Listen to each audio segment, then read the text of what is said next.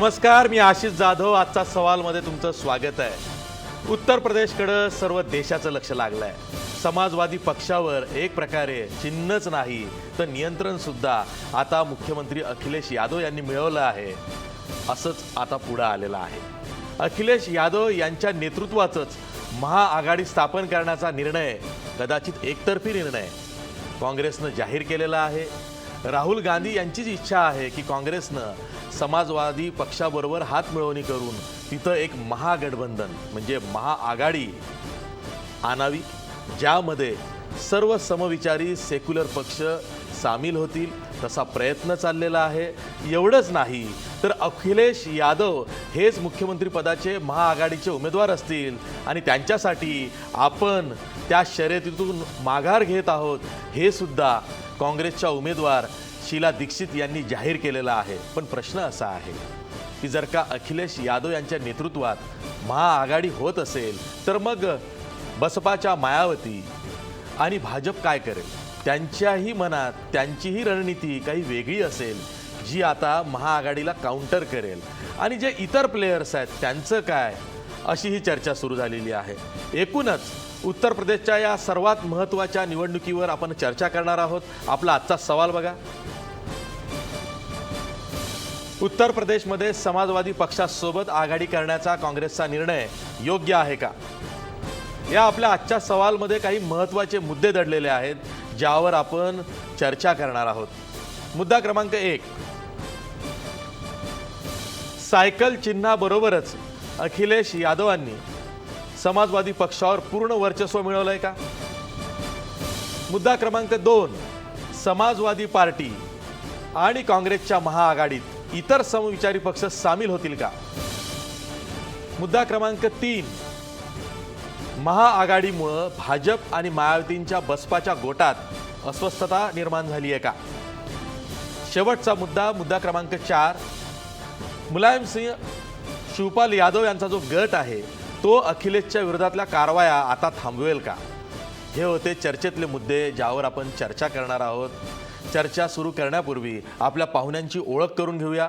आपल्या सोबत स्टुडिओमध्ये आहेत काँग्रेसचे फायरब्रँड प्रवक्ते आमदार भाई जगताप. त्याचबरोबर आपल्या सोबत प्राध्यापक सुरेश माने आहेत. प्राध्यापक सुरेश माने आधी बसपामध्ये होते, पण आता त्यांनी स्वतःचा एक नवीन पक्ष काढलेला आहे, BRSP बहुजन रिपब्लिक सोशलिस्ट पार्टी. आणि त्यांच्या पक्षानं आज नागपूरमध्ये काही उमेदवारसुद्धा महापालिका निवडणुकीत उभे केलेले आहेत. त्यामुळं नवी इनिंग ते महाराष्ट्राच्या राजकारणात खेळतात. त्यांना शुभेच्छा. आपल्या सोबत स्टुडिओमध्ये ज्येष्ठ पत्रकार, महाराष्ट्र टाइम्सचे राजकीय संपादक, असोसिएट एडिटर विजय चोरमारे आहेत. त्याचबरोबर आपल्यासोबत लखनौहून आहेत अखिलेश यादव यांचे जवळचे, त्यांचे निकटवर्तीय, त्यांचे निष्ठावंत दिग्विजय सिंह देव.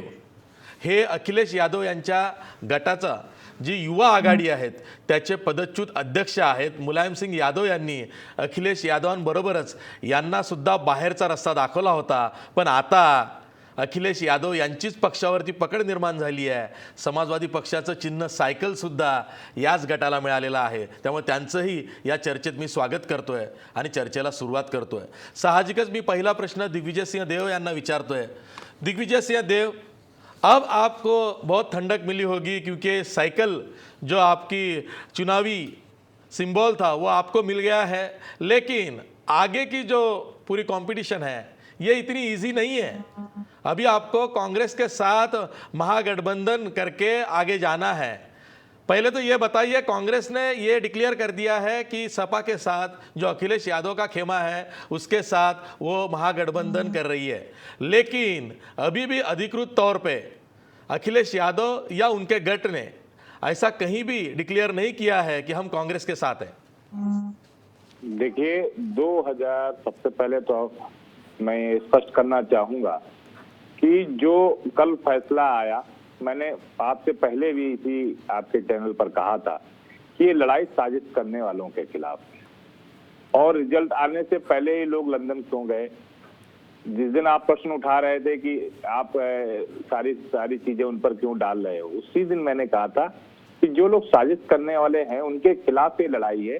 ये लड़ाई नेताजी के खिलाफ नहीं, क्योंकि हम लोगों के पक्ष में आयोग ने फैसला लिया। जैसे ही फैसला आया, आदरणीय मुख्यमंत्री जी तुरंत माननीय मुख्यमंत्री जी के पास पहुंचे, उनका माननीय मुख्यमंत्री जी आदरणीय नेताजी के पास पहुंचे और उनका आशीर्वाद लिया। 2017 की लड़ाई समाजवादी पार्टी अपने विकास के कामों के द्वारा और जो गरीब मजदूर किसानों की बात या जो उनके दरवाजे तक सरकार के कामों को पहुंचाया है, उस पर लड़ेगी। जो सबसे बड़ी बात गठबंधन वाली आप बात कर रहे हैं, देखिए माननीय मुख्यमंत्री जी ने कई बार मंचों से और मीडिया में भी कहा कि हम बहुमत की सरकार बना रहे हैं अपने कामों के बदौलत, और अगर हम कांग्रेस पार्टी से गठबंधन करते हैं तो हमारा आंकड़ा 300 के पार होगा। तो अगर सांप्रदायिक शक्तियों के खिलाफ हम एकजुट होने का समय आता है और सांप्रदायिक शक्तियों को रोकने के लिए अगर हमें एक होना पड़ता है, तो उसके लिए हम तैयार हैं, क्योंकि उनका जो नारा है सबका साथ सबका विकास, वो नहीं दिखता सबका साथ, क्योंकि इतनी टिकट 150 करीब टिकट आ गई है, उसमें एक भी मुस्लिम प्रत्याशी नहीं है, तो किसका साथ किसका विकास? उसके खिलाफ ऐसी सांप्रदायिक शक्तियों के खिलाफ जो धर्म और जात के नाम पर प्रदेश और देश को तोड़ना चाहती है, उसके खिलाफ यदि हम उनके साथ जाते हैं तो हम उसके लिए पूरी तरह से तैयार हैं। और जो आधिकारिक घोषणा होनी है वो जल्दी ही आपको आज से कल तक सारी चीजें क्लियर हो जाएंगी। दिग्विजय सिंह देव, ये जो महागठबंधन बनने जा रहा है, इसमें आरएलडी या जेडीयू या आरजेडी ये भी आ सकते हैं, लेकिन मायावती अलग लड़ेगी। अब इसका मतलब यह है कि उत्तर प्रदेश में ट्रायंगुलर फाइट होगी।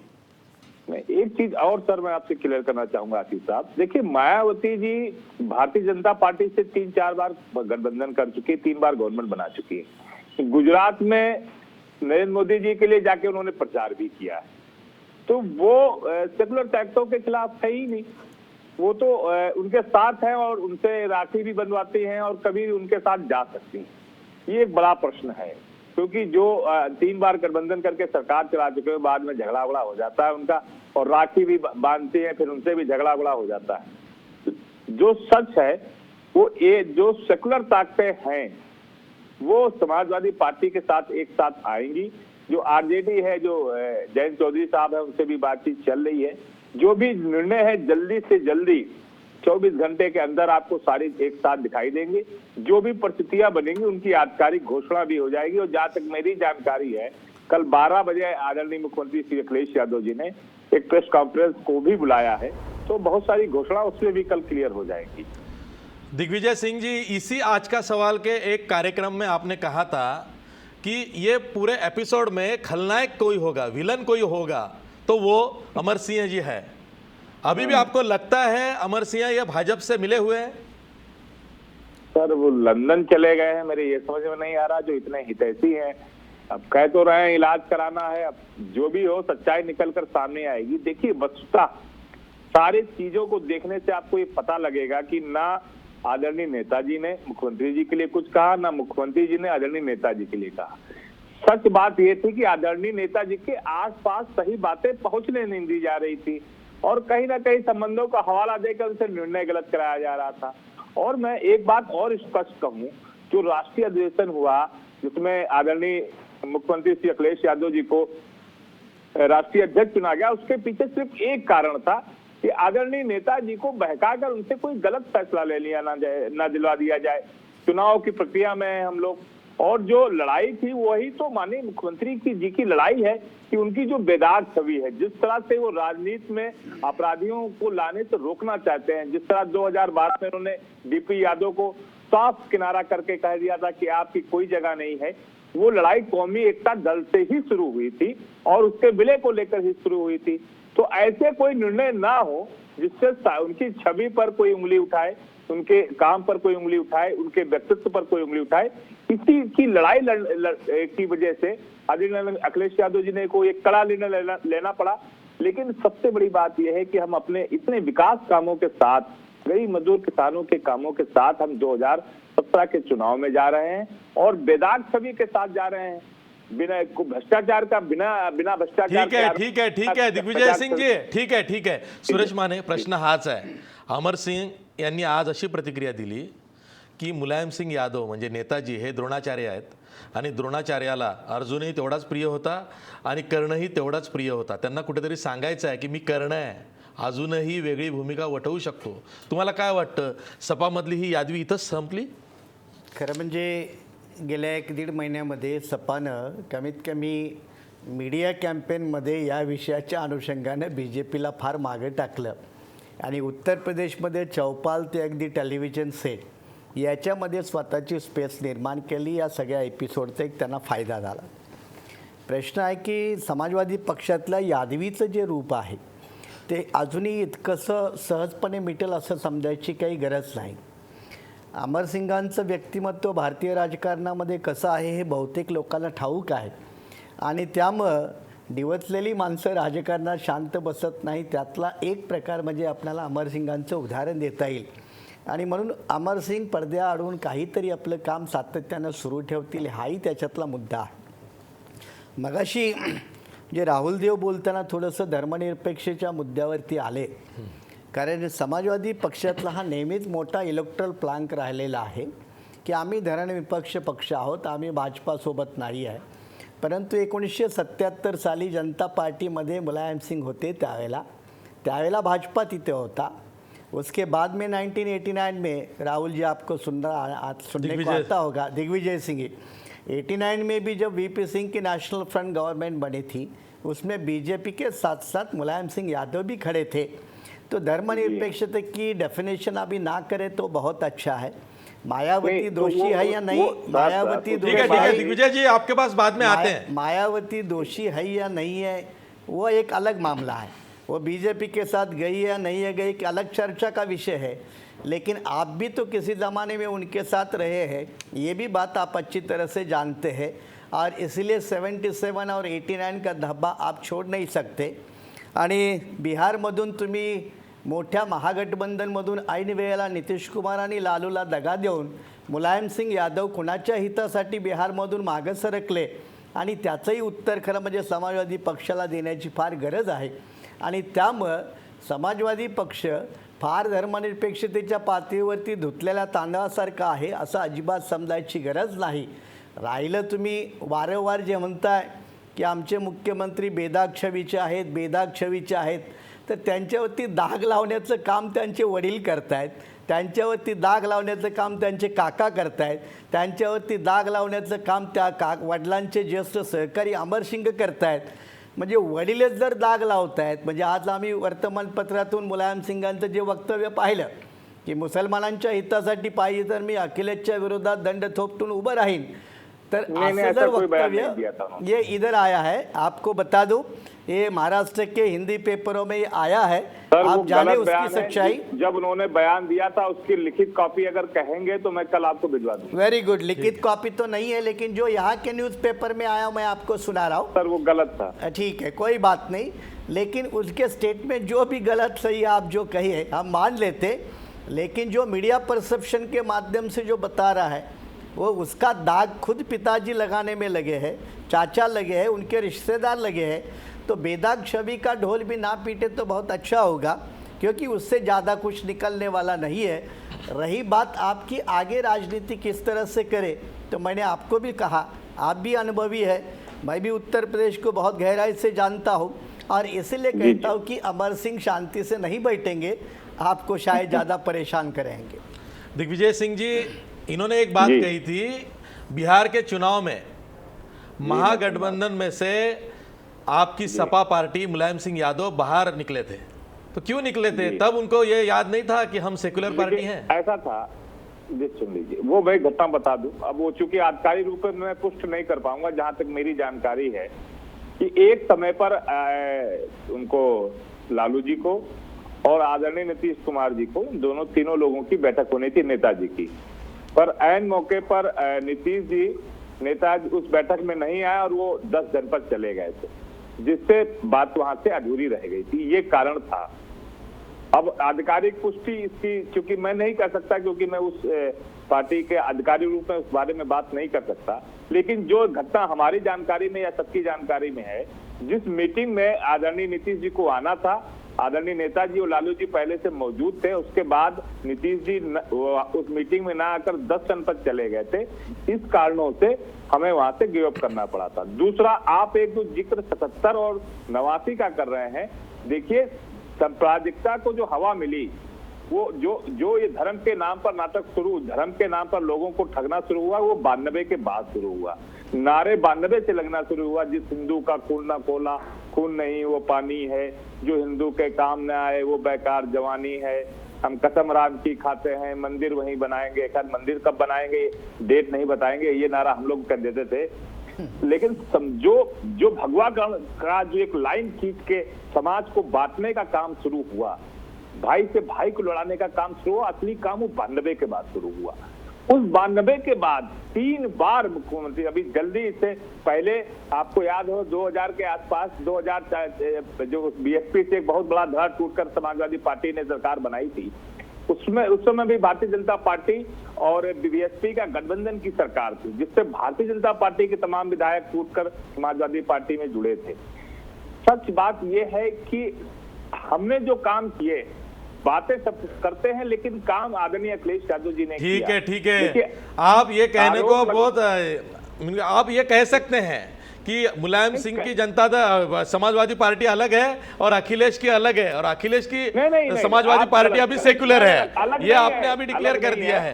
भाई भाई भाई हाँ, सुनिए दिग्विजय सिंह जी, सुनिए पर ही पार्टी चले। हाँ, दोबारा आपके पास आएंगे। भी उन्हीं की जो भी चीजें हैं उनके विचारों पर, उनके आदर्शों पर चलेगी। हम लड़ाई में साजिश के खिलाफ थे और आज भी साजिश के खिलाफ हैं। ठीक है उन चीजों भाई, या संपूर्ण एपिसोड एपिसोडमध्ये राहुल गांधी आणि राहुल गांधींची काँग्रेस ही डिसायसिव्ह राहिलेली आहे। कदाचित राहुल गांधींना प्रशांत किशोर यांच्यामुळे माहीत असेल किंवा काँग्रेसचे नेते यांना माहीत होतं की यामध्ये अखिलेशचाच विजय होईल, आणि तसं झालेलं आहे। पक्षाचं चिन्ह अखिलेश यादवांच्याच गटाला मिळालेलं आहे। काँग्रेस तेव्हा फर्म होती की अखिलेश बरोबरच राहायची। तुम्ही यूपीमध्ये इतकी पक्ष संघटनेसाठी तुम्ही काम केलेलं इतकी वर्ष, तुम्हाला असं वाटतं की अखिलेशकडे तो चार्म आहे की त्याचं नेतृत्व काँग्रेसनं मान्य करावं? प्रश्न असा आहे की 2012 साली मी 2012 सालच्या वेळेला मी यूपीमध्ये जवळजवळ 1.5 वर्ष मी काम केलं राहुल गांधींबरोबर। देशभरातनं जे काही 10 लोक नियुक्त झाले होते त्याच्यामध्ये महाराष्ट्रातनं मी आणखीन मुझफ्फर हुसेन, आम्ही महाराष्ट्रातनं 2 जण होतो।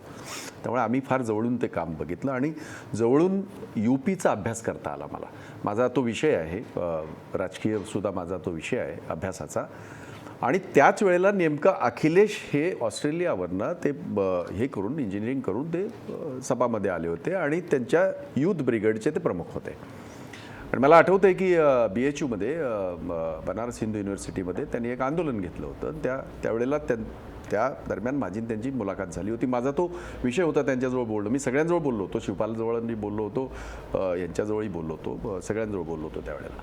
तर त्यावेळचं इलेक्शन आणि आत्ताचं इलेक्शन याच्यात जमीन आसमानाचा फरक आहे। कारण त्यावेळेला जी काही लढाई होती ती मायावतींच्या विरोधातली लढाई होती, काँग्रेसची लढाई होती, ह्यांचीही लढाई होती। त्यावेळेला भाजपचा एवढा दबदबा जो आज आहे तो नव्हता। बरं, तो दबदबा असणं पॉलिटिकली मान्य, तो कोणाचा असावा, परंतु भाजप सत्तेत आल्याच्या नंतर जर आपण बघितलं असेल, मायावतींच्या वेळेला सुद्धा मायावतीने त्यांना हात दाखवलेले आहेत आणि त्यांनी यांना हात दाखवलेले आहेत। त्यामुळे त्यांनी दोघांना एकमेकाला चांगल्यापैकी आजमावलेला आहे। तुम्ही जर गेल्या 2.5-3 वर्षामधलं जर राजकीय परिस्थिती बघितली, ह्याची नुसती यूपीची नव्हे, देशभरातली परिस्थिती आज जी एकाधिकारशाहीकडे सगळं जे देशाचं चित्र दिसतंय, आज ज्या पद्धतीने जाती धर्मामध्ये विभागणी केली जाते, ज्या पद्धतीने डिवाइड अँड रूल ज्याला म्हणतो आपण, अशा पद्धतीने कुणाला हेच केलं जात नाही, कुणाचं अस्तित्वच मान्य करायचं नाही, अशा पद्धतीची जी काही हे झाले चित्र तयार झालं राजकीय, त्याच्या विरोधातलं हे बंड आहे। आणि हे बंड हा शब्द मी मुद्दाम वापरतोय। आपल्याला अशाच प्रकारची परिस्थिती आपल्याला बिहारमध्ये पाहायला मिळाली आणि ती यशस्वी झाली। काँग्रेसने याचा अंदाज बांधणं हे स्वाभाविक आहे, कारण या सगळ्या प्रवाहामध्ये 132 वर्ष काँग्रेसलाच झालेले आहेत। त्यामुळे याचा सगळा अंदाज हा काँग्रेसने बांधलाच होता. शिवाय एक गोष्ट स्पष्टपणे काँग्रेसने सांगितली होती ती अशी, समजा उद्या समाजवादी पार्टीच्या एकंदरीत सरकारवर जर प्रश्नचिन्ह तयार होत असेल तर अगोदरच सांगितलं होतं की आम्ही बिनशर्त पाठिंबा आम्ही यांना देऊ, अखिलेश देऊ. म्हणजे आज ते जिंकले वगैरे वगैरे त्याच्यानंतर काँग्रेसने काही केलं असं नव्हे. उलट मला शीला दीक्षितांचं, माजी मुख्यमंत्री दिल्लीच्या, त्यांचं खरोखरच मनापासून कौतुकी करावंसं वाटेल की आमची ही लढाई एकट्या काँग्रेसची नाही, आता ही लढाई भाजपच्या मस्तवाल सरकारची, भाजपच्या मस्तवाल भूमिकेची, भाजपच्या ह्या देशामध्ये ज्या पद्धतीचं त्यांनी राजकारण सुरू केलेलं आहे, जाती धर्माचं आणि लोकांमध्ये हे करण्याचा, मतमतांतर करण्याचा, त्याच्या विरोधातली ही सगळ्यांची मिळून लढाई आहे. आणि म्हणून हे महागठबंधन आहे जे बिहारमध्ये ह्याचा प्रयोग म्हणजे काँग्रेसची उत्तर प्रदेशातली लढाई ही भाजपच्या किंवा भाजपला विरोध करण्याची आहे. पूर्णतः पहिल्यापासूनही होती ती बिहारमध्येही होती ती भाजपला देशभर काँग्रेस हा विरोध करतो. आज मेन काँग्रेस मुक्त भारत ही संकल्पना ते राबवत आहेत असं त्यांचे नेते नेहमी सांगतात. नाही, ते नेहमीच सांगतात, त्याच्यावरच त्यांचा फार अर्थ. आम्ही तेच म्हणालो, काँग्रेस मुक्त भारत तुम्ही जेव्हा म्हणताय त्यावेळेला तुम्हाला ह्याही गोष्टीची जाण असली पाहिजे. मला असं वाटतं की वटवृक्षाची पाळंमुळं फार खोलवर असतात. अशा प्रकारचे वादळं, अशा प्रकारचे चढ उतार जेवढे काँग्रेसने बघितलेत तेवढे नरेंद्र मोदींनी सुद्धा स्वतः पाहिले नसतील. म्हणजे त्यांचा जन्मसुद्धा काँग्रेसच्या ह्या सगळ्या विधायक कामाच्या नंतर त्याच शाळेत ते शिकले असतील जे काँग्रेसने ती शाळा त्यावेळेला जी जिल्हा परिषदेची शाळा असेल किंवा जेवढे काय शिकले कारण त्यांचा दावा करताना बरेच काय करतात ना ते ग्रॅज्युएटने वगैरे, मग थांबलं सगळं ते. पण जे काय शिकले ते त्या काँग्रेसच्या काळातल्या शाळांमधून शिकले. आम्ही सगळे त्यातून शिकले. त्यामुळे ही लढाई, आजची जी लढाई आहे, त्यांनी एक वाक्य चांगलं वापरलं याने दिग्विजय देव यांनी की ये लड़ाई उनके साथ है जो इस देश को बंटवाना चाहते हैं. ये लड़ाई उनके साथ है, इस देश में इस तरह की लड़ाई करना चाहते हैं जो धर्म की लड़ाई हो, जो आपसी लड़ाई हो और एक दूसरे को लड़ाना चाहते हैं, उसके खिलाफ वो लड़ाई है. और दिग्विजय जी, मैं आपको बहुत बहुत बधाई देता हूँ आप लोगों को कि निर्वाचन आयोग ने आपकी बात को बिल्कुल कानून के दायरे में आपको पूरी तरह, आप ही समाजवादी पार्टी पहले है और आपके उस बात की भी सराहना करता हूँ कि आपने ये कहा कि हमारी लड़ाई नेताजी के खिलाफ नहीं है, हमारी लड़ाई उन चमचों के खिलाफ है जो इनके साथ बहुत पहले से मिलते जुलते थे. ये भाजपा के साथ ये कोई चमचागिरी पहली बार नहीं है और ऐसे चमचे भाजपा को लगते भी है. इस बार जरा ज्यादा लगेंगे पर हम सारे डट के मुकाबला कर सकते हैं इनके खिलाफ. राम कदम, तुम्ही ऐकताय चर्चा, समाजवादी पक्ष असेल, काँग्रेस असेल, सर्वांची लढाई ही भाजपच्या विरोधात आहे. भाजप देशाची विभागणी करायला निघालेला आहे असा आरोप केलेला आहे भाई जगताप यांनी. आणि उत्तर प्रदेशमध्ये भाजपला काहीही करून थोपवायचं असा पण काँग्रेसनं केलेला आहे. त्यासाठी काँग्रेस नमतं घेत आहे, समाजवादी पक्षाला पुढं करत आहे, आपला मुख्यमंत्री पदाचा उमेदवार सुद्धा त्याला माघार घ्यायला लावत आहे. राम कदम, आशिषजी, कसं आहे की या तुमच्या प्रश्नाला दोन भागात उत्तर द्यावं लागेल. पहिला भाग असा की जी व्यक्ती स्वतःच्या वडिलांचं ऐकत नाही, कारण उत्तर प्रदेशमध्ये वडीलच सोडा, अगदी काका मामा किंवा वयानं कोणी मोठा वयस्कर माणूस दिसला तर उत्तर प्रदेशची संस्कृती राहिलेली आहे की अक्षरशः पायाला हात लावून एक विनम्रतेचा भाव प्रकट करणं, ही उत्तर प्रदेशची संस्कृती आहे. पण पहिल्यांदा उत्तर प्रदेशमध्ये असं होतंय की खुर्ची मोठी वडिलांच्या माना सन्मानापेक्षा हे उत्तर प्रदेश समाजवादी पार्टीच्या रूपानं पाहते. हा भाग एक. दुसरं असं, समाजवादी पार्टीची मी दुपारपासून काही माहिती घेत होतो, म्हणजे काका मामा पुतण्या बायको वडील सगळेच, म्हणजे ह्यांचे जे काही मंत्री पहा, आमदार पहा, खासदार पहा, हा यांच्या घरातल्या घरातच ड्रायव्हरपासून किचनमध्ये काम करणाऱ्या शिपायापर्यंत सगळ्यांना ह्यांनी महत्त्वाची पदं दिलेली आहेत. त्याच्यामुळे हा काही पक्ष हा जनहिताचा पक्ष अशी आपण समाजवादी हे सर्वच पक्षात होत आहेत. आता तुमच्या मुंबई महापालिकेचं घ्या, सर्व आमदारांच्या मुलांनी नगरसेवकाच्या तिकिटासाठी अप्लाय केलाय पक्षाकडे. आशिषजी, त्याच्यामध्ये राम कदम नाही. आशिषजी, मला बोलू द्या. एका मुलासाठी अप्लाय केला आपण समजू शकतो. आशिषजी, मला 5-6 आमदार आहेत तुमचे, 5-6 आमदार आहेत, 5-6, 5 ते 6. आशिषजी, मला असं वाटतं माझं बोलणं झाल्यानंतर आपण बरं ठीक उत्तर आहे ठीक आहे. बोला. पूर्ण घरच्या घर असतं का हो? पूर्ण घरच्या घर असतं. तुमच्या मित्रांचं आहे. वडील, मुलगा, बायको, पोरग, काका, मामा सगळे जनता तो से एक चुनकर भाग. आते हैं, दुसरं मगाशी जनता आमचे से चुनकर आमचे आते हैं, मित्र वोट भाई पाके बघतात. आते हैं. ठीक है आमचे दिग्विजय मित्र- सिंह जी रुकिए रुकिए उन्हें पूरा करना हमसे ये एक विषय मतलब पिता का सम्मान पुत्र नहीं करता, ये देश देख रहा है तो लोगों का क्या सम्मान कर पाएगा, ये उत्तर भारत का घर घर पूछेगा. और दूसरी सबसे महत्वपूर्ण बात यहाँ पर की काँग्रेसला पर्यायच नाही. दिग्विजय जी रुकिए देशभरामध्ये आशीष जी, बोला. दिग्विजय जी आपकी सुनूंगा बात में. काँग्रेसला देशभरात पर्यायच नाही. जेवढी राज्य होती एक एक राज्य काँग्रेसच्या हातून सुटत चाललंय. कारण ह्यांचे जे नेते आहेत ते देशात कमी आणि परदेशात हॉलिडे करायला जास्त जातात. तिकडून आले की 2-4 इकडे तिकडे जे काय असेल ते करत असतील.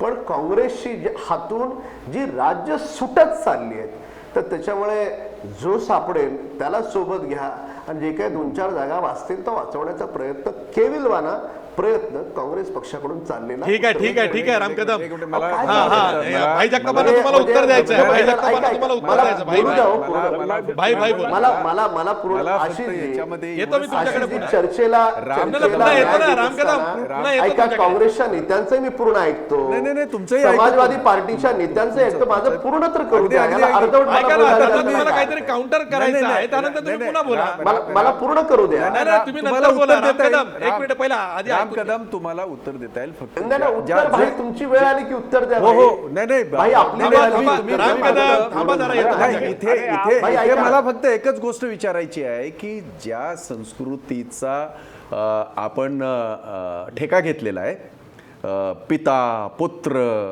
अहो बघ वाजपेयींचं काय झालं हो, अडवाणींचं काय झालं हो, यांचं मुरली मनोहर जोशींचं काय झालं हो.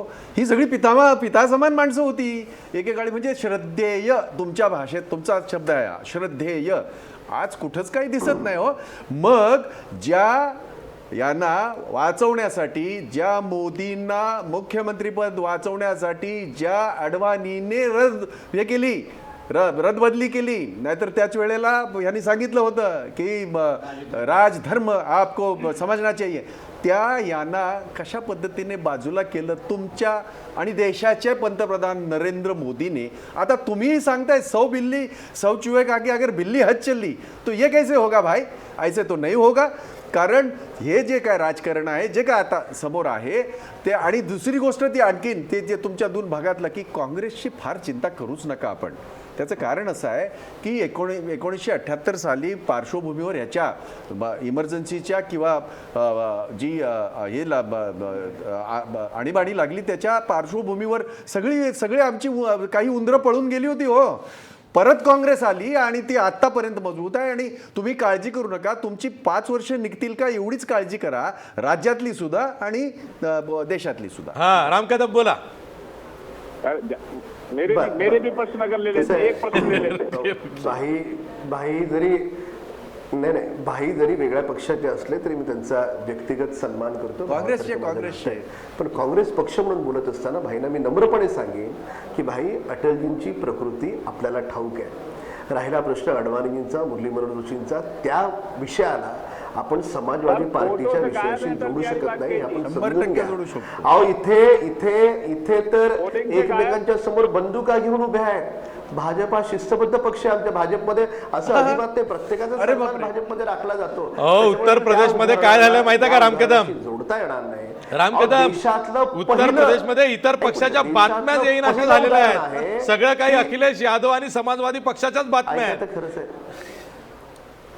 त्यामुळे भाजपच्या गोटात काय चाललंय हे कळतच नाहीये.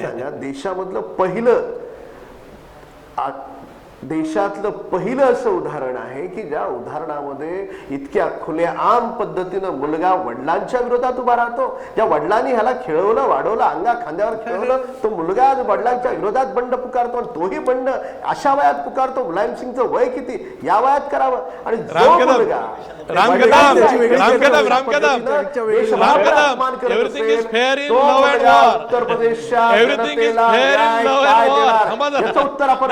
तो विषय झाल्यानंतर पिता पुत्रांमधली तो लढाई मुलगा आणि उत्तर देशासमोर प्रदेश- कसं तो बाबाचा दर्शन होतं. ऐकत नाही. अहो, हा जनतेचं कलियुग काय आहे, करणार अशी? हा कलियुग आहे, अरे राजकारण आणि आहे. काँग्रेसला- आणि अच्छा राहिला दिग्विजय प्रश्न जी, काँग्रेसला इनके प्रश्न का उत्तर दीजिए दिग्विजय काँग्रेसमधून जी. जो बाहेर पडेल त्याला उंदरं म्हणतात, म्हणजे जेव्हा होता तेव्हा मांजर.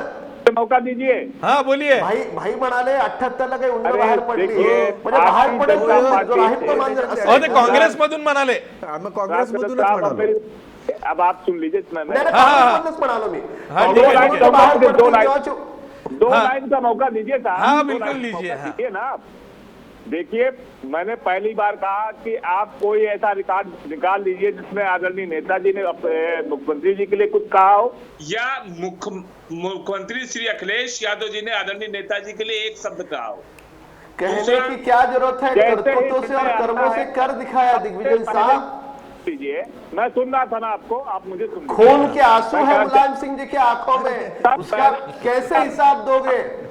था, आपको सुना मैंने, मुझे भी समय दीजिए, मैं अपनी बात कह लूं। हाँ, बोलो। मैं कह रहा हूं, जैसे ही निर्णय आया आयोग का, सबसे पहले आदरणीय मुख्यमंत्री जी नेताजी से मिलने गए, उनसे आशीर्वाद लिया, और आशीर्वाद लेने के बाद वो फोटो उन्होंने ट्वीट भी की और फेसबुक पे भी उनकी फोटो नेताजी के साथ पड़ी, पहली चीज। और भारतीय जनता पार्टी से संबंधों के बारे में हमें कुछ नहीं कहना है। आपके प्रधानमंत्री माननीय मोदी जी क्या कह के उत्तर प्रदेश आए थे, मुझे गंगा माँ ने बुलाया है, गंगा माँ ने बुलाया है, गंगा जी मेरी माँ है। और नमामि गंगे का 2965 करोड़ रुपया कहाँ चला गया? आप तो माँ के नाम पर धोखा देने वाले लोग हैं। आपने माँ बेटे का प्रतिष्ठा कलंकित कर दिया।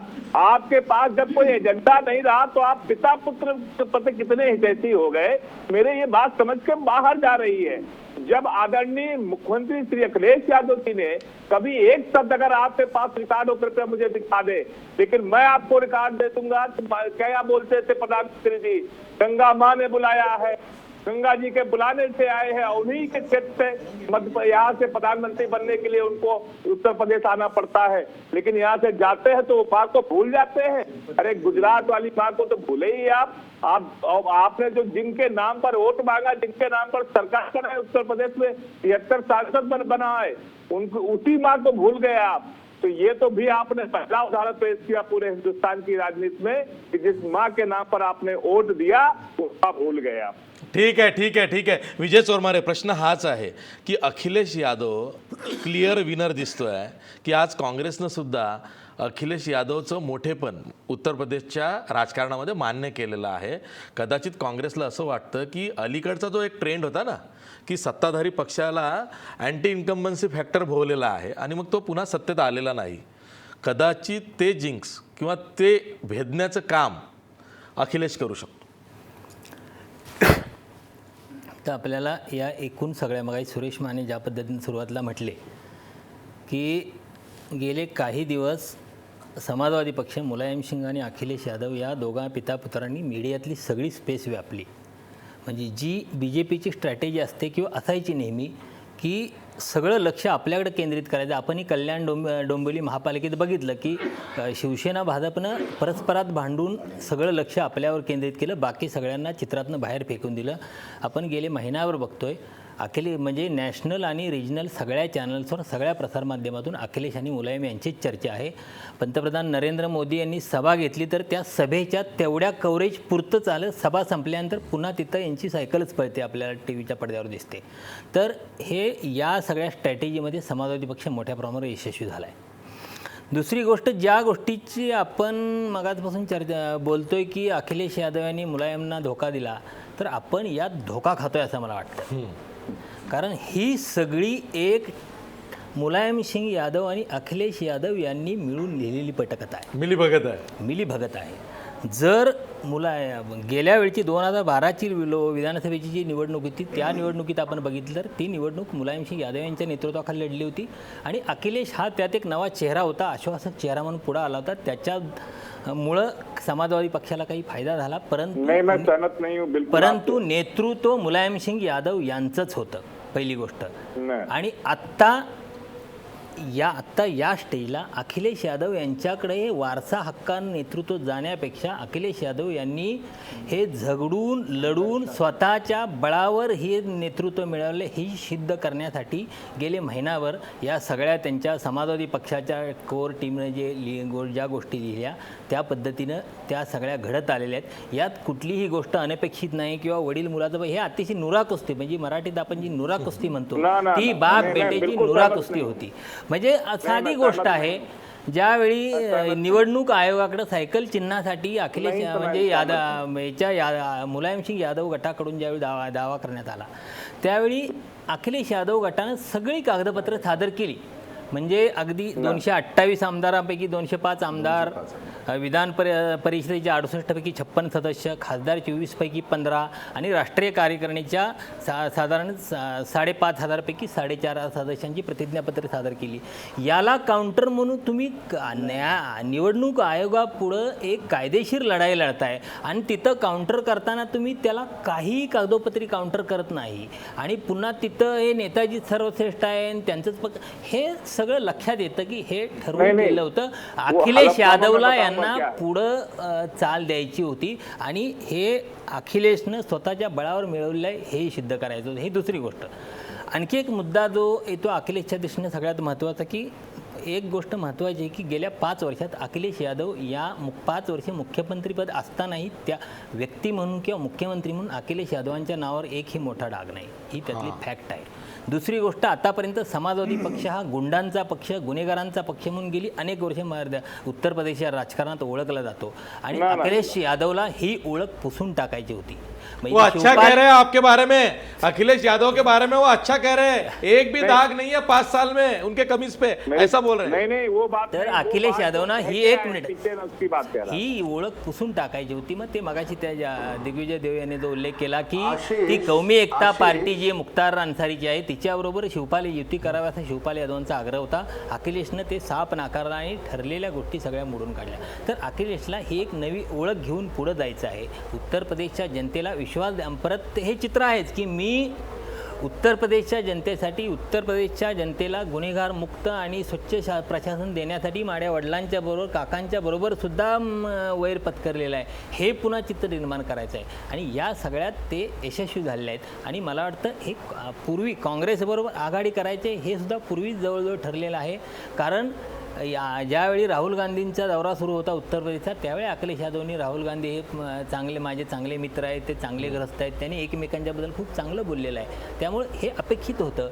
आणि लोकसभा निवडणुकीत ज्या पद्धतीनं भारतीय जनता पक्षानं खूप मोठ्या प्रमाणावर जी स्विंग घेतली होती त्याचा सामना करायचा असेल तर अशी काही एक बेरीज केल्याशिवाय आपल्याला त्यांना भारतीय जनता पक्षाला मात देता येणार नाही हे निश्चित असल्यामुळं म्हणजे पुन्हा तिथं प्रशांत किशोरांची स्ट्रॅटेजी कितपत आली हाही मुद्दा असेल. पण हे सगळं ठरवून घडलेलं आहे. खरंच एक मुद्दा आहे हेच आहे की अखिलेश यादवनी आपलं वेगळंपण सिद्ध केलं. मधल्या काळामध्ये भाजपची जी हवा झाली होती ती सुद्धा गुल ही अखिलेशच्या कूटनीतीमुळेच झालेली आहे अशी सध्या चर्चा आहे. त्यामध्ये तथ्यही दिसतं आहे.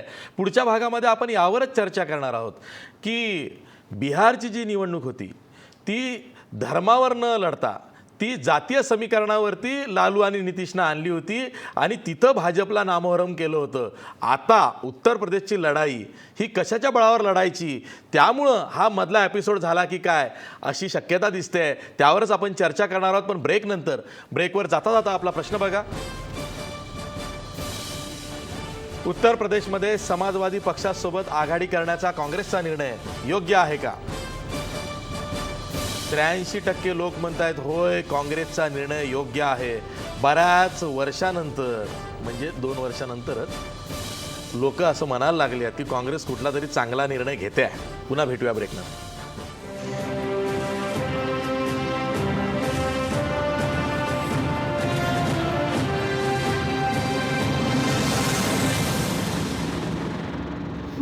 ब्रेकनंतर पुन्हा तुमचं स्वागत. मी थेट जातोय लखनऊला दिग्विजय सिंह देव यांच्याकडं.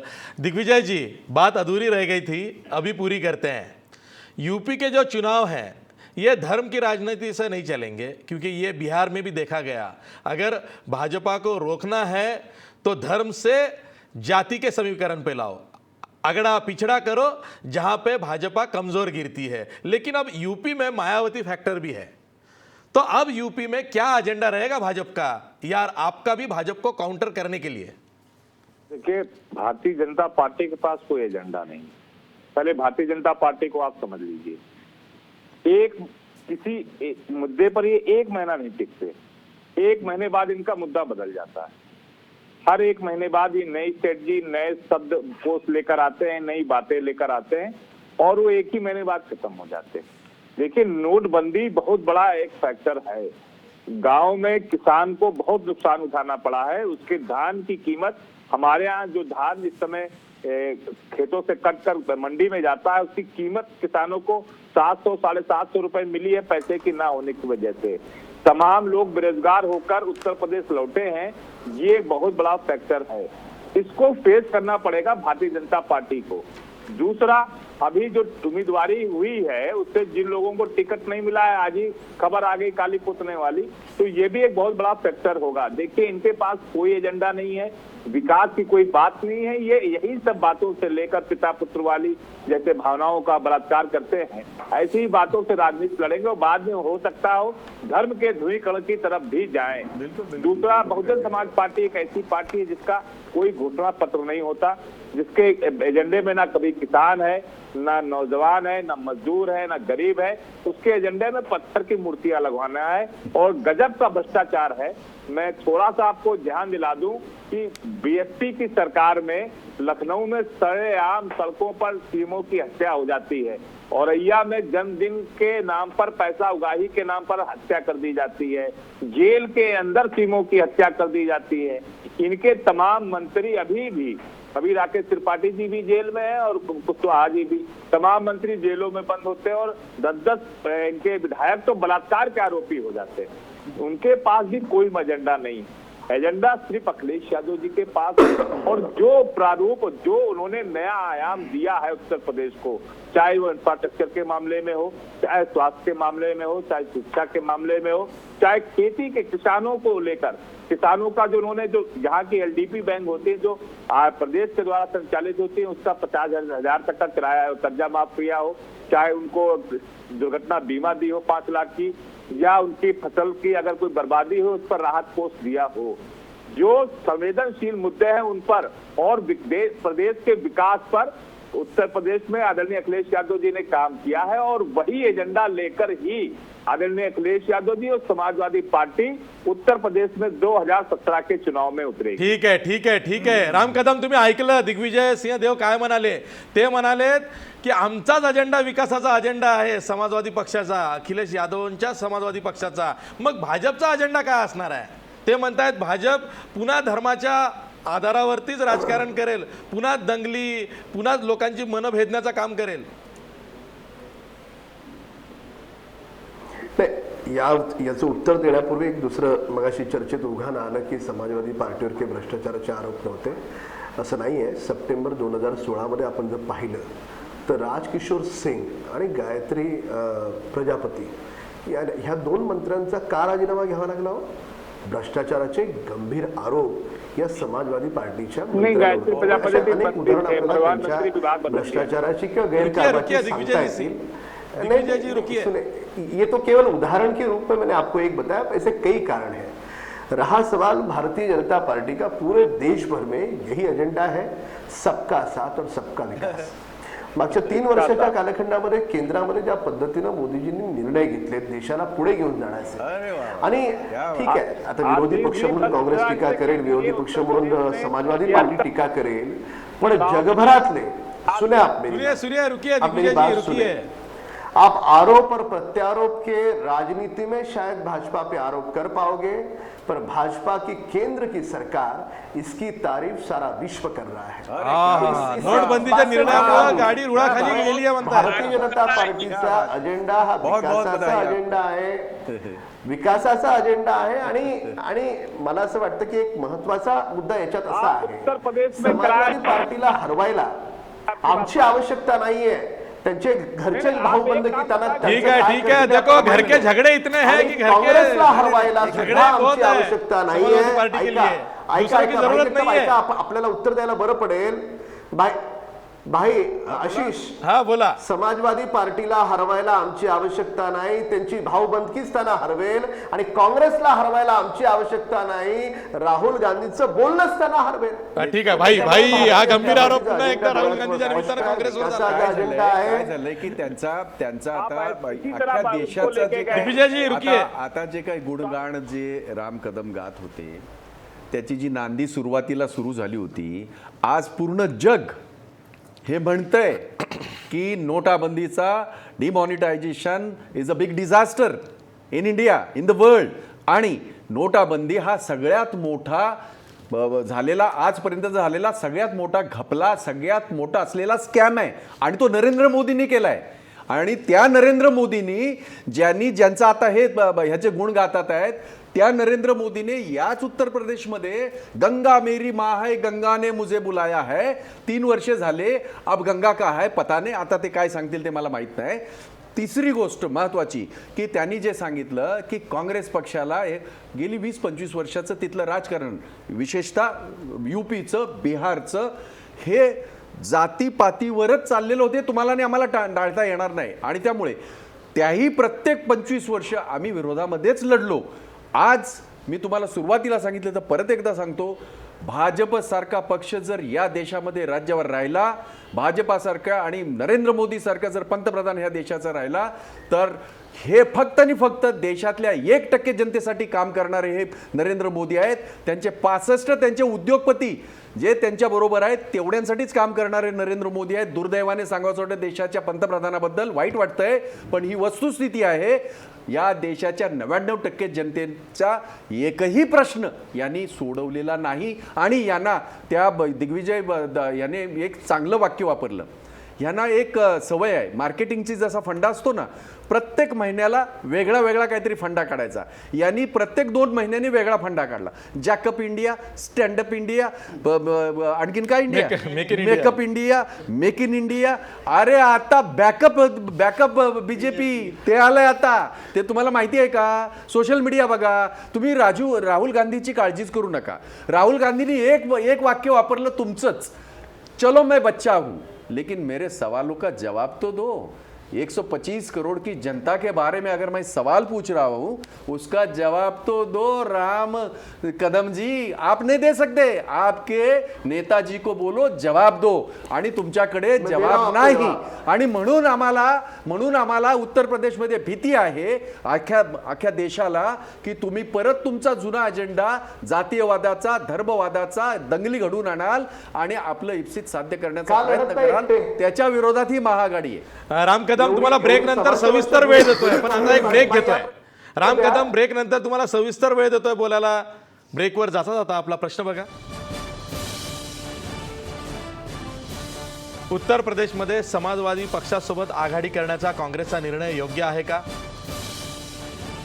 80% लोक म्हणतात होय, काँग्रेसचा निर्णय योग्य आहे. पुन्हा भेटूया ब्रेक नंतर.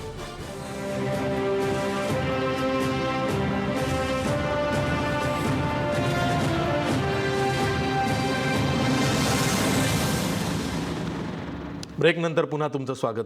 प्राध्यापक सुरेश माने, तुम्हाला एक थेट प्रश्न विचारायचा आहे की या आधीसुद्धा मायावतीनं गठबंधन केलं होतं, म्हणजे युती केली होती.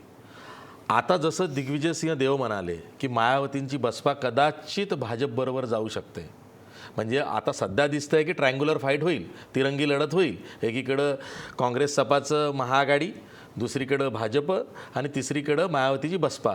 पण मायावती आणि भाजप एकत्र येण्याचे चान्सेस किती आहेत? कसं आहे की बॅकग्राऊंड हा भविष्यातल्या राजकारणाला नेहमीच त्रास देतो.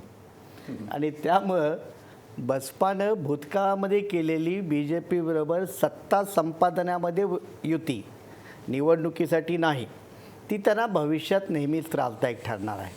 आणि म्हणून ती आत्ताही त्रासदायक ठरते. जे आपले समाजवादी पक्षाचे जे दिग्विजय आहेत त्यांनी बोलताना 2-4 गोष्टीचा उल्लेख केला.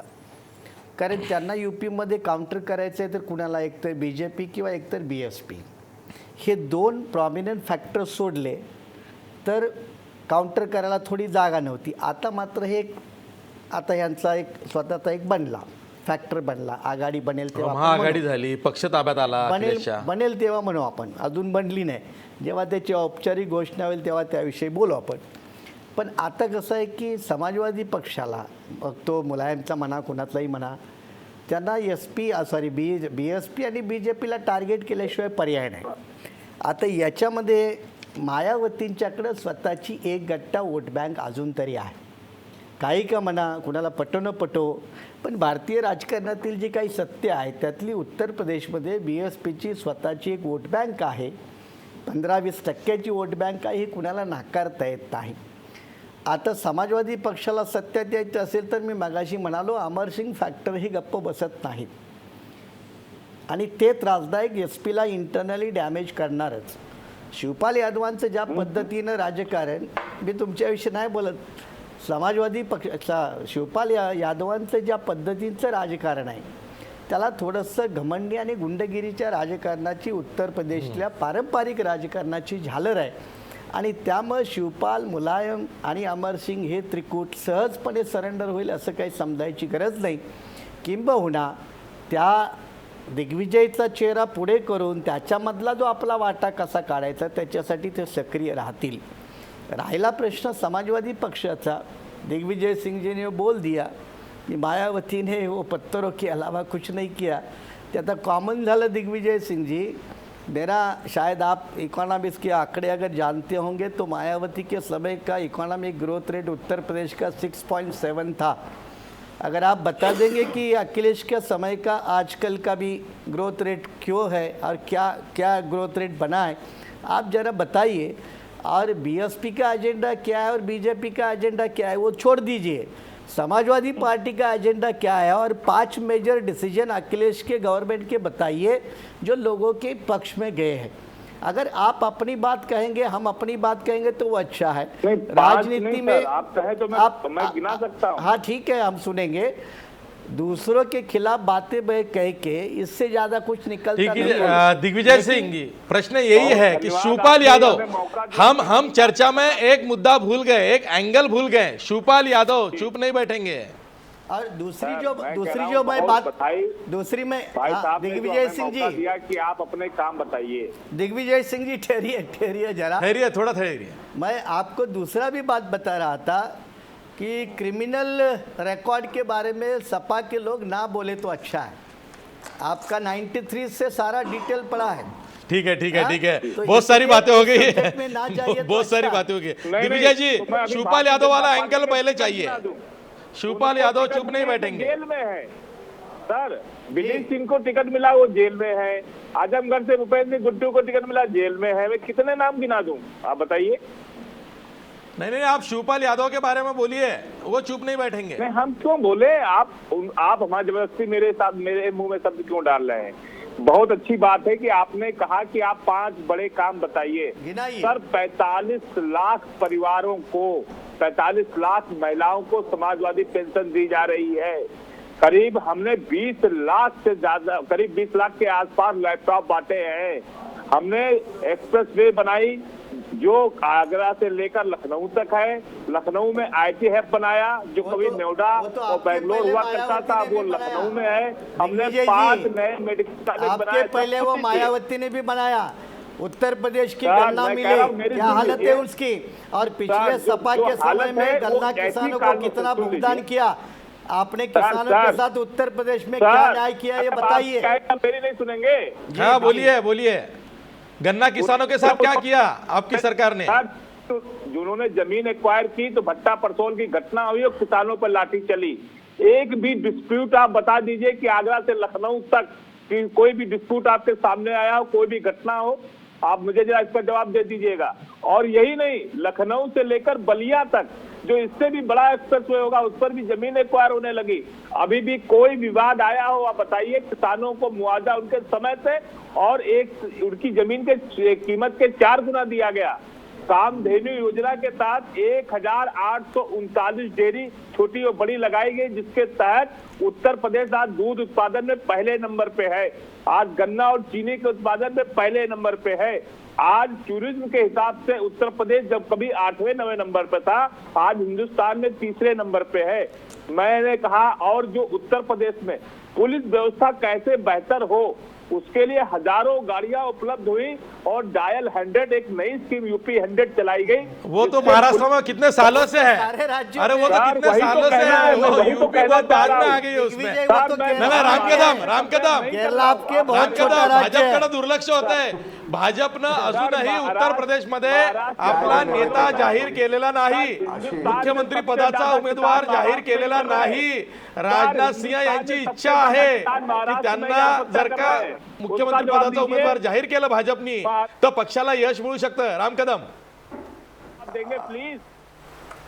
आशिष जी, कसं आहे, जेव्हा मायावती होत्या तेव्हा स्वतःचे आणि हत्तीचे पुतळे उभारून त्यांनी पूर्ण जनतेच्या खरोखर जो महसुलातून येणारा पैसा आहे त्याचा पट्ट्याबोळ केला, देशानं पाहिलं. समाजवादीचं पार्टीचं सरकार आलं तर काका माऊ भाव मामा भाचा परिवारातच संपूर्ण जे काही आहे भ्रष्टाचाराचे वेगवेगळे वारंवार आरोप झालेले आहेत. आता त्यांचे पक्षाचे प्रवक्ते जे कोणी असतील त्यांना पक्षाचं कौतुकच निवडणुकीच्या तोंडावर करणं गरजेचं आहे आणि प्रत्येक पक्ष करत असतो. त्या पद्धतीने ते बोलत आहेत, त्या बोलण्याला काही अर्थ नाही आहे.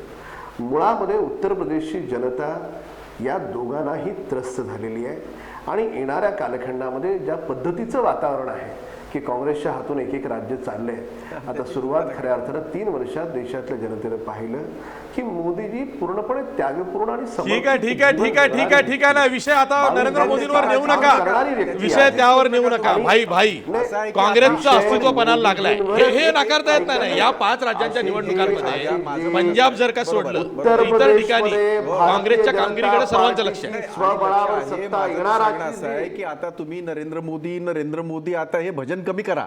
त्याचं कारण असं आहे की 3 वर्ष लोकांनी ते भजन ऐकून ऐकून विटले कान त्यांचे आणि सबका साथ सबका विकास तोही आता कान विटले, कारण सबका साथ आपने ले लिया, विकास तो अपना मोदी ने खुद का किया. इतना बड़ा फ्रॉड किया है मोदी ने, इतने बड़े इसमें उनका नाम आता है, सहारा मध्ये नाव येतं आहे, याच्यामध्ये नाव येतं आहे, मैं खाता नहीं न खिलाता नहीं, अब तो बहुत सारा खाया है तो बाहर आएगा. आणि म्हणून काँग्रेसची चिंता करण्याचं कारण नाही. होय 5 राज्यांमध्ये हे एक मोठं आव्हान आहे. हे आमच्यापेक्षा भाजपला आव्हान आहे. हे जे काय 56 इंच्या छातीवाल्यांना ते आव्हान आहे. आणि या ह्याच्यामध्ये 5 ह्याच्यामध्ये मी तुम्हाला अगदी खात्रीपूर्वक सांगतो, देशाची जनता ह्यांची छातीची इंच किती आहे हे दाखवून देणार आहे. ह्यांचा सबका साथ सबका विकास ह्याचा सगळा हे जो आहे जो फुगा, तो फुगा ही देशाची जनता फोडल्याशिवाय राहणार नाही. दिल्लीवाल्याने तो त्याच वेळेला फोडला होता. दिल्लीवाले फार हुशार, म्हणजे ह्यांचा एवढा मोठा दबदबा असताना सुद्धा दिल्लीमध्ये ह्यांना एकही जागा मिळाली नाही. आम्हाला नाही मिळेल ते सोडा, परंतु ह्यांचं तर काय त्यावेळेला तर असताना सुद्धा फुगा फोडला. आणि म्हणून उत्तर प्रदेशची निवडणूक यामध्ये 5 राज्यांमध्ये सर्वार्थानं त्यांना समजेल. देशाच्या राजकारणाला वळण देणारी ठरेल असं वाटतंय तुम्हाला? भाजपची खऱ्या अर्थानं अग्निपरीक्षा आहे. कुठल्याही राजकीय घटना घडामोडीची सुरुवात देशाच्या उत्तर प्रदेशापासूनच होत असते. हे आतापर्यंत स्वातंत्र्योत्तर भारतातलं राजकारण बघितलं तर लक्षात येतं. उत्तर प्रदेशमध्ये जे घडतं ते पुढंच होत राहतं. आता आपण या सगळ्या आरोप प्रत्यारोपांच्या पलीकडे जाऊन थोडं वस्तुस्थितीची चर्चा केली तर काय दिसतं आपल्याला? त्यासाठी आपल्या 2012 आणि 2014मध्ये म्हणजे 2012च्या विधानसभा निवडणुका आणि 2014च्या लोकसभा निवडणुका यातल्या मतांची टक्केवारी लक्षात घ्यायला लागेल. 29% मतं मिळवून त्यावेळी समाजवादी पार्टीनं पूर्णपणे स्वबळावर सत्तेवर आली होती आणि लोकसभा निवडणुकीत 42.5% मिळवून भारतीय जनता पक्षाने 71% जागा मिळवल्या होत्या. बहुजन समाज पक्षाला एकही जागा मिळाली नाही. पण एक गोष्ट लक्षात घ्यायला पाहिजे, 19.6% म्हणजे जवळपास 20% मतं तरीसुद्धा मायावतींच्या पक्षाला मिळालेले आहेत. म्हणजे 20% मतं मिळून तर ही मतं त्यांच्याबरोबर आहेत. आणि मायावतींना तिथं दुर्लक्षित करून चालणार नाही अशासाठी की जो मुस्लिम समाजवादी पक्षाबरोबर आतापर्यंत बरोबर राहिलेला आहे. तर गेल्या काही म्हणजे या अखिलेश यादव यांच्या राजवटीत आपण बघितलं तर मुजफ्फरनगरच्या दंगलीपासूनच्या अगदी दादरीपर्यंतच्या अनेक घटनांच्या मध्ये मुस्लिम समाजाला या राजवटीत आपल्याला संरक्षण मिळते असं मुस्लिम समाजाची भावना नाही. त्यामुळं ती मुस्लिम समाजाची टक्केवारी इकडे जर मायावतींच्याकडे आली तर समाजवादी पक्षाची गणितं चुकू शकतात. इथं खूप कारण पुन्हा कसं आहे, इथं समाजवादी पक्षाला फायदेशीर ठरू शकते ती काँग्रेसबरोबरची आघाडी. कारण काँग्रेसला गेल्या विधानसभेच्या निवडणुकीला 11% मतं होती आणि लोकसभेला 7.5% मतं होती. आपण आत्ताच्या लोकसभेची मतं जरी धरली समाजवादी पक्षाला मिळालेली 22% आणि काँग्रेसला मिळालेली 7.5%, 30% मतं होतात. आणि मग RLD असेल, SP असेल, RJD असेल किंवा JDU असेल, ममता बॅनर्जी पक्ष असेल, हे सगळे काय ते छोटे, राष्ट्रवादीचा एक आमदार आहे राष्ट्रवादीचा तिथं. तर अशी छोटी छोटी पॉईंटमधली पर्सेंटेज करून जर ह्या बेरजा नीट झाल्या तर समाजवादी पक्ष तर सत्तेपर्यंत जाऊ शकतो.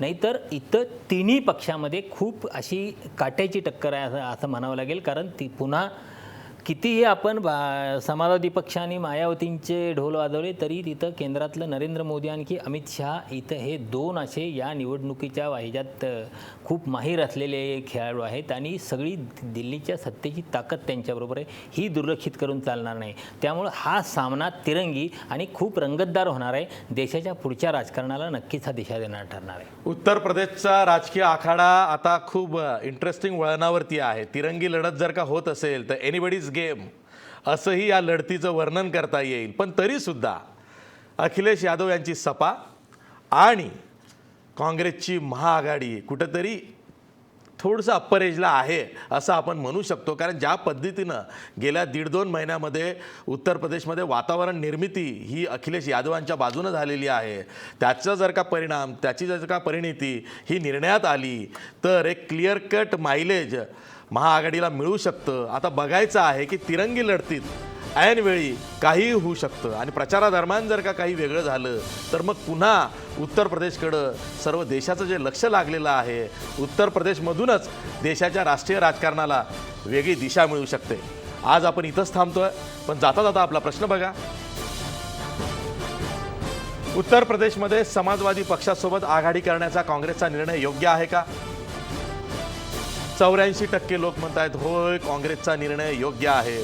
पुन्हा तेच, काँग्रेसचा निर्णय योग्य आहे असं लोकांना वाटतंय आणि 84% लोकांना वाटतंय. त्यामुळे काँग्रेसही योग्य दिशेनं चाललंय असा आपण त्याचा अर्थ काढू शकतो. आज इथंच थांबतो. पहा फक्त महाराष्ट्रावर.